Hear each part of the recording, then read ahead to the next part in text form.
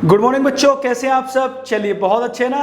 तो हम लोगों ने गॉस थ्योरम पढ़ ली थी। गॉस थ्योरम के बाद हम लोग आज उसकी एक एप्लीकेशन पढ़ने वाले हैं, जो कि एप्लीकेशन क्या कहती है कि अगर आपको कोई भी एक इनफाइनाइटली लॉन्ग वायर दिया होगा, उस वायर की वजह से हमें इलेक्ट्रिक फील्ड इंटेंसिटी फाइंड करनी है। उस वायर की वजह से हमें इलेक्ट्रिक फील्ड इंटेंसिटी फाइंड करनी है with the help of Gauss law. ठीक है, तो सबसे पहली बात तो गॉस लॉ अप्लाई करने के लिए गॉस लॉ क्या कहता था कि क्लोज्ड सरफेस होना चाहिए। अगर क्लोज्ड सरफेस होगा तभी गॉस लॉ एप्लीकेबल हो पाएगी। ठीक है, तो गॉस लॉ एक बात और कहते थे, उन्होंने बताया कि आप इस थ्योरम को अप्लाई तो हर जगह कर सकते हो, लेकिन हर जगह आपको आंसर मिलेगा इस बात की गारंटी नहीं है। अब कहां कहां आंसर मिलेगा? आंसर हर उस जगह मिल जाएगा जहां पे आप जो सरफेस अज्यूम करोगे गॉसियन सरफेस, वो अगर सिमेट्रिक होगा, अगर सिमेट्रिक सरफेस होगा तो आपको आंसर पक्का मिलेगा। चलिए, हम लोग मानते हैं कि हमारे पास एक वायर है, उस वायर की जो लेंथ है वो है इनफाइनाइटली लॉन्ग। ये वायर है और इस वायर पे हम लोगों ने यूनिफॉर्म चार्ज का डिस्ट्रीब्यूशन किया, प्लस आप लोग माइनस भी कर सकते हो, उससे कोई फर्क नहीं पड़ेगा। और आप बहुत अच्छे से जानते हो कि अगर प्लस चार्ज है, अगर किसी भी बॉडी के पास प्लस चार्ज है तो वो electric field intensity outward generate करता है परपेंडिकुलरली। तो यहां से इलेक्ट्रिक फील्ड इंटेंसिटी यूं निकलेगी कुछ। ठीक है बच्चों, सेम वे में इस तरफ जनरेट होगी, सेम वे में इस तरफ जनरेट होगी, क्योंकि plus charge electric field lines radially outward निकालता है। और इलेक्ट्रिक फील्ड लाइंस कितना एंगल बनाती है सरफेस के साथ? 90 डिग्री। नहीं पता तो अब पता कर लो। ठीक है, तो ये इलेक्ट्रिक फील्ड लाइंस की डायरेक्शन होगी, या फिर मैं कहूँ कि इलेक्ट्रिक फील्ड इंटेंसिटी की डायरेक्शन होगी। ठीक है, अब बात आती है, ये चार्ज तो हमने ले लिया इनफाइनाइटली लॉन्ग, इस वायर के ऊपर चार्ज है कितना? इस वायर के ऊपर चार्ज है कितना? तो हमें नहीं पता इनिशियली चार्ज कितना है। तो हम जब हमें नहीं पता होता तो हम लोग क्या करते हैं, पर यूनिट लेंथ की बात करते हैं कि पर यूनिट लेंथ पे फाइंड कर लेते हैं कितना है, उसके बाद उसकी लेंथ जितनी भी हो वो पता चल जाएगा। एग्जांपल के लिए कि अगर बोला जाए कि यहाँ से लेके मुंबई तक की लेंथ है, कोई वायर है यहाँ से मुंबई तक की लेंथ का, बताओ उसके ऊपर चार्ज क्या होगा, तो नोबडी नोज। हाँ, लेकिन अगर ये बता दिया कि 1 मीटर के अंदर 10 यूनिट चार्ज है, 1 मीटर के अंदर 10 यूनिट चार्ज है, जब आपको 1 मीटर की वैल्यू पता पड़ गई फिर तो कितनी भी लेंथ की पता कर लोगे। तो सेम वे में हम लोग यहाँ किसकी बात करेंगे? चार्ज पर यूनिट लेंथ की। Charge per unit length, charge per unit length हमारा होगा लैम्डा। ठीक है, इस वायर की लेंथ हम इनिशियली क्या मान लेते हैं बच्चों? एल लेंथ मान लेते हैं। क्या मान लेते हैं? एल। तो देखो ये वाली लाइन में इधर से रब कर रहा हूं क्योंकि ये डायग्राम कॉम्प्लिकेटेड हो जाएगा। आपको इलेक्ट्रिक फील्ड की डायरेक्शन शो करनी थी, बस वो तो पता चली गई।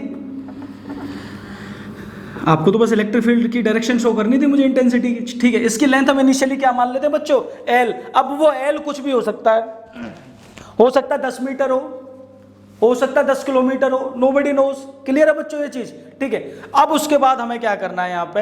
अब हमें क्या करना है देखो, अब इसकी वजह से जब अब हमें यहाँ अप्लाई क्या करना है? Gauss law. और गॉस लॉ क्या कहता था कि आप अप्लाई तो कर लोगे लेकिन आपको एक गॉसियन सरफेस अज्यूम करना होगा।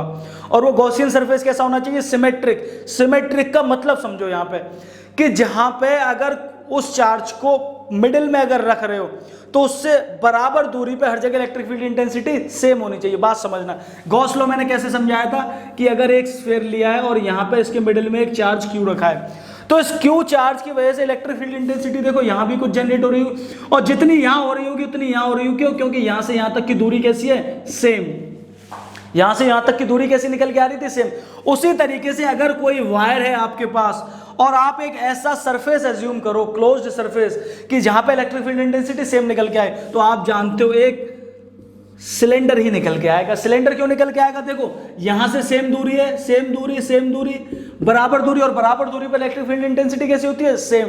तो ध्यान रखना, अगर इनफाइनाइटली लॉन्ग वायर है या फिर नॉर्मल एक वायर है और आप उसके लिए गॉसियन सरफेस अज्यूम करना चाहते हो तो सिलेंडर ही निकल के आता है। क्यों? क्योंकि उसके हर सरफेस पे, यानी उसके सारे सरफेसेस पे इलेक्ट्रिक फील्ड इंटेंसिटी सेम निकल के आती है। तो चलिए, यहां पे अगर मैं एक गॉसियन सरफेस अज्यूम करूं, यहां पे एक मैं गॉसियन सरफेस अज्यूम करूं, तो ये कुछ इस तरीके से गॉसियन सरफेस अज्यूम करना होगा। ये गॉसियन सरफेस कुछ इस तरीके से अज्यूम करना होगा। ठीक है, और इस गॉसियन सरफेस के अंदर हमारा ये चार्ज इनफाइनाइटली लॉन्ग वायर जो कि चार्ज कंटेन कर रहा है वो बंद कर लिया हमने। ये हमारा गॉसियन सरफेस हो गया बच्चों। ठीक है, अब देखो एक बात, ये डॉटेड मैंने इसलिए बनाया क्योंकि अज्यूम करते हैं हम ऐसा सरफेस, रियलिटी में नहीं होता, हमें सिर्फ अज्यूम करना होता है बच्चों। अब एक बात देखो, आप यहां से ये गॉसियन सरफेस आपने अज्यूम किया, अब इसके 3 सरफेस बनेंगे। सिलेंडर के कितने सरफेस होते हैं बच्चों? 3। एक तो बाहर वाला कर्व्ड सरफेस, एक टॉप और एक बॉटम। लेकिन आपको इलेक्ट्रिक फील्ड की डायरेक्शन पता है, ये रही इलेक्ट्रिक फील्ड की डायरेक्शन, ये निकल के आ रही है। अगर इस वाली पोजीशन पे मैं एक स्मॉल एलिमेंट एज्यूम करता हूं, स्मॉल एरिया एलिमेंट, तो इसका एरिया वेक्टर क्या होगा, ये ds, ये इसका एरिया वेक्टर हो गया ds, और इस एरिया वेक्टर ds और इलेक्ट्रिक फील्ड के बीच में एंगल कितना हो गया बच्चों, यहां से थीटा 0 डिग्री। देखो दोनों सेम डायरेक्शन में। सेम वे में इसे इसके टॉप सरफेस के लिए एज्यूम करूंगा, तो इसका टॉप सरफेस जो होगा, यहां पे अगर आप एक एरिया एलिमेंट एज्यूम करोगे तो ये इसका एरिया वेक्टर ds, और इलेक्ट्रिक फील्ड तो देखो अब भी इसी तरफ होगा, तो यहां पे थीटा की वैल्यू क्या हो जाएगी बच्चों, 90 डिग्री।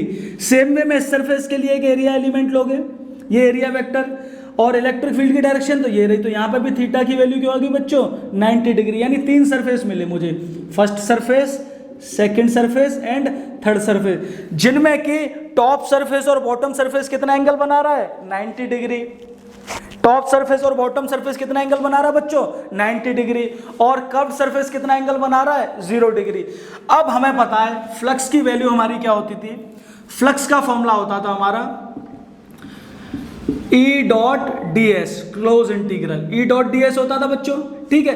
अब E dot D S 3 parts में डिवाइड हो गया, first part, second part, third part. तो फ्लक्स की, और ये फ्लक्स किसके बराबर होता था, इसे ऐसे लिख लो आप, ये होता था Q ओवर एप्सिलॉन नॉट के बराबर। अब E dot D S 3 parts में डिवाइड होगा, पहला E dot D S first surface के लिए plus, E dot D S second surface के लिए plus, E dot D S third surface के लिए equals to Q over epsilon naught. अब यहां से आप एक बात समझते हो, फर्स्ट सरफेस और सेकंड सरफेस में थीटा की वैल्यू कितनी है बच्चों, 90 डिग्री, थीटा की वैल्यू 90 डिग्री, और यहाँ पे थीटा की वैल्यू है 0 डिग्री। और आप जानते हो जब डॉट प्रोडक्ट हटेगा तो क्या आएगा, ईडीएस कॉस थीटा मतलब कॉस 90, और कॉस 90 आप जानते हो क्या होता है, कॉस 90 होता है बच्चों 0, यानी ये पूरी टर्म क्या हो जाएगी 0, यानी ये वाली टर्म भी एलिमिनेट हो जाएगी, ये भी बचेगी कौन सी, सिर्फ ये। तो इसे सॉल्व कर लेते हैं, E D S cos 0 equals to Q over epsilon naught. Cos 0 की वैल्यू 1 होती है, तो यहां से क्या निकल के आएगा, E D S equals to Q over epsilon naught. अब देखो इलेक्ट्रिक फील्ड की वैल्यू बाहर आ जाएगी, इलेक्ट्रिक फील्ड यहां से बाहर आ जाएगा, और यहां क्या बचेगा अंदर, D S equals to Q over epsilon naught. देखो यहां से एक बात और, यहां मैंने बताया था चार्ज पर यूनिट लेंथ लेंगे, जो कि लैम्डा की वैल्यू क्या होगी, Q ओवर L, क्योंकि ये टोटल लेंथ L थी, तो यहां से Q की वैल्यू क्या हो जाएगी, लैम्डा इंटू L बच्चों। तो इस Q की वैल्यू को मैं यहां रिप्लेस कर सकता हूं, इस Q की वैल्यू को मैं यहां रिप्लेस कर सकता हूं, ठीक है। चलो अभी क्या होगा, देखो ये ds क्या है, ये ds का सरफेस इंटीग्रल है। अब ds क्या होगा, एक सिलेंडर है, उसका ds मतलब पूरा कर्व सरफेस एरिया लिया जाएगा। सिलेंडर का क्या लिया जाएगा बच्चों, कर्व सरफेस एरिया, और क्या होगा ये 2 पाई RL के बराबर, 2 पाई RL के बराबर होगा। तो यहां पे आप क्या रख दोगे, E multiplied by 2 pi RL, क्योंकि ये सिलेंडर का कर्व सरफेस एरिया लिया जाएगा, और यहाँ Q की जगह क्या आ जाएगा, lambda into L over epsilon not, ठीक है बच्चों। अभी यहाँ से इलेक्ट्रिक फील्ड की वैल्यू चाहिए, तो यहाँ से E की वैल्यू क्या आ जाएगी, यहाँ से E की वैल्यू आ जाएगी lambda L upon epsilon naught 2 पाई RL, ठीक है। L से L कैंसिल आउट हो गया, L से L कैंसिल आउट हो गया, ठीक है। यहाँ से ये विजिबल है ये वाला पोर्शन आपको, चलो मैं ये वाला पोर्शन रब कर देता हूँ, आप लोग यहाँ से नोट करना।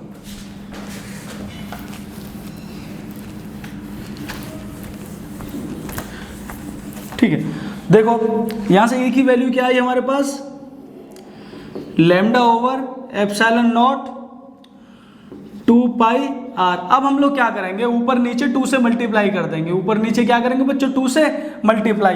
क्यों कर रहे हैं वो अभी समझ आएगा, ऊपर नीचे डिनोमिनेटर न्यूमिनेटर में आप सेम नंबर से मल्टीप्लिकेशन कर रहे हो तो कोई फर्क नहीं पड़ना, वो कैंसिल आउट होकर 1 ही हो जाता है।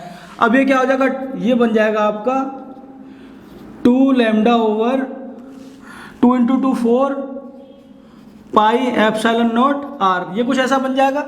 और आप जानते हो K की वैल्यू क्या होती है, 1/4 पाई एप्सिलॉन नॉट। तो ये 1/4 पाई एप्सिलॉन नॉट की जगह मैं K रख सकता हूं, तो इलेक्ट्रिक फील्ड की वैल्यू यहां से क्या आएगी, K और ये 2 आगे lambda divided by R।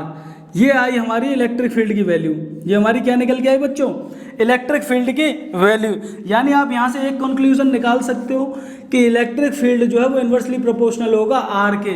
Electric field inversely proportional होगा आर के। इट मीन्स कि जैसे जैसे आप सिलेंड्रिकल सरफेस से दूर जाओगे इलेक्ट्रिक फील्ड की वैल्यू डिक्रीज होती जाएगी। इलेक्ट्रिक फील्ड की वैल्यू क्या होती जाएगी? डिक्रीज। तो आप यहाँ से एक कर्व भी बना सकते, एक ग्राफ भी जनरेट हो सकता है ई और आर का, क्या कि इलेक्ट्रिक फील्ड की वैल्यू डिक्रीज होती जाएगी जैसे जैसे आप आर की वैल्यू इंक्रीज करोगे। तो ये था आपका इलेक्ट्रिक फील्ड इंटेंसिटी हम लोग कैसे फाइंड करते हैं कि अगर कोई इनफाइनाइटली लॉन्ग वायर गिवन है आपको with the help of Gauss law.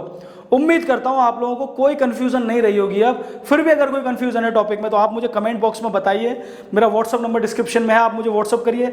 अगर मुझे पता तो चले आपको डाउट आ कहाँ रहा है। ठीक है बच्चों, चैनल पर पहली बार विजिट किए तो प्लीज़ चैनल सब्सक्राइब करके जाना।